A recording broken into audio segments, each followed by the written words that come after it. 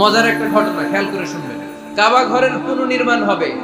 এখন কাবা ঘরের নির্মাণ শেষ, ওই হাজর আসাদ পাথর নিয়ে এটার কর্নারের মধ্যে সেট করা হবে। কিন্তু কে রাখবে? কারণ হাজর আসাদ তো যেন তেন পাথর নয়। মক্কার 4 নেতা বলে এই সম্মান আমরা হাতছাড়া করতে চাই না, কেউ এই পাথরে হাত দিতে পারবে না, কেউ মীমাংসায় যেতে পারে না। এক মুরব্বী বলে, থাক আজকের জন্য এখানেই, সবার মুলতবি, আগামী দিনেই মসজিদুল হারামের দরজা দিয়ে প্রথম যে ঢুকবে সে সিদ্ধান্ত দিবে। আল্লাহর মেহেরবানি, এর পরের দিন এই পথ দিয়ে ছুটে এসেছে বিশ্বনবী মুহাম্মদ। সবাই বিশ্বনবীকে বললেন এই এই ঘটনা, কেউ তো পাথর ছাড়তে চায় না। বিশ্বনবী বললেন কই পাথর? জান্নাতারে বললেন, ও জান্নাতা, কাপড়ের 4 কর্নারে তোমরা ধরো। বিশ্বনবী নিজ হাতে পাথরটা নিয়ে কাপড়ের মাঝখানে রেখে দিলেন।